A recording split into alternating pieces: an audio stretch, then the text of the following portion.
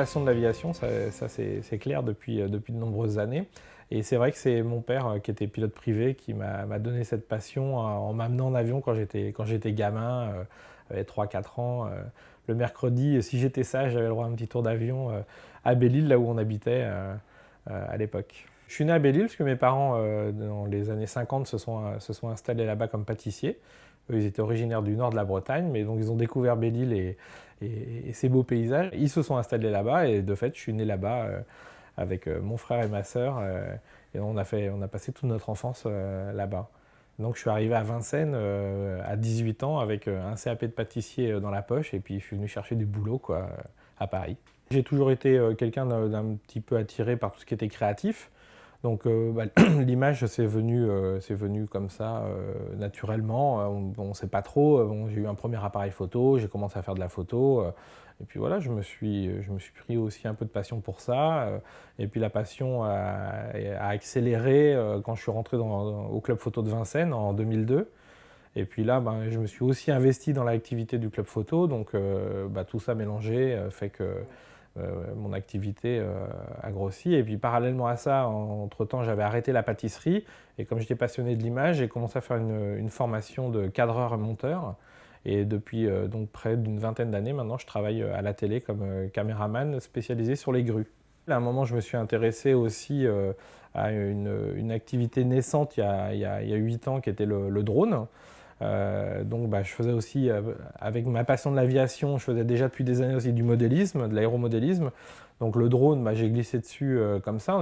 J'étais un des tout premiers à faire du drone en France. On a même créé un club en région parisienne avec des copains. Et donc là, j'ai commencé à faire, mais plus pour moi, d'installer un appareil photo sur le drone. Mais avant ça, je faisais même de la photo aérienne en cerf-volant. Donc la photo aérienne, elle est très très variée. Et puis le drone, c'était quelque chose de naturel qui arrivait. Et maintenant, évidemment, c'est une activité qui a explosé et on en voit partout dans tous les reportages. Et voilà, quoi. J'ai la chance d'avoir ce bureau, donc c'est là où sur mon ordi, je retravaille mes images, je peux les exposer, voilà, c'est un endroit idéal, je peux recevoir des gens, même faire de la formation, le cas échéant. Le drone, c'est quelque chose qui est devenu tout à fait accessible. C'est vrai que moi, les machines que j'ai créées, fabriquées entièrement il y a quelques années, c'était les balbutiements, donc c'était très cher, ça ne marchait pas très bien, on les cassait souvent.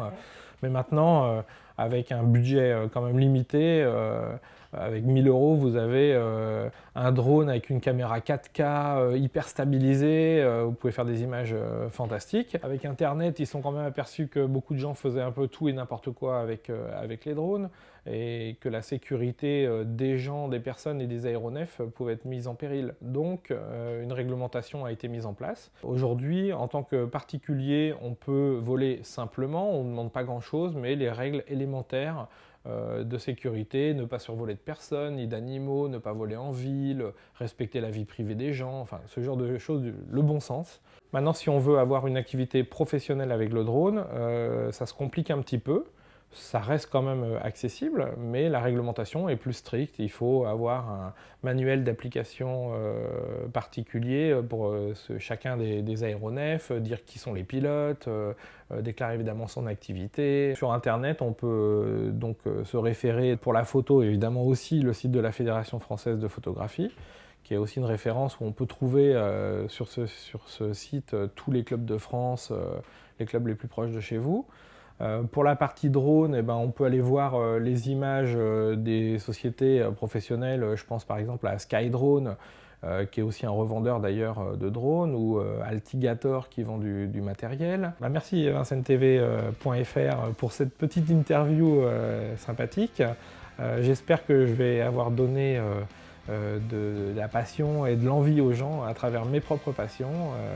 Voilà, j'espère aussi qu'on retrouvera tous ces gens sur le festival, parce que le festival Vincennes Images, le VIF, qui aura lieu en mai 2017, dont la première édition s'est super bien passée. Donc là, je peux vous dire d'ores et déjà qu'on recommence en mai 2017 et ça va être un bel événement, j'espère.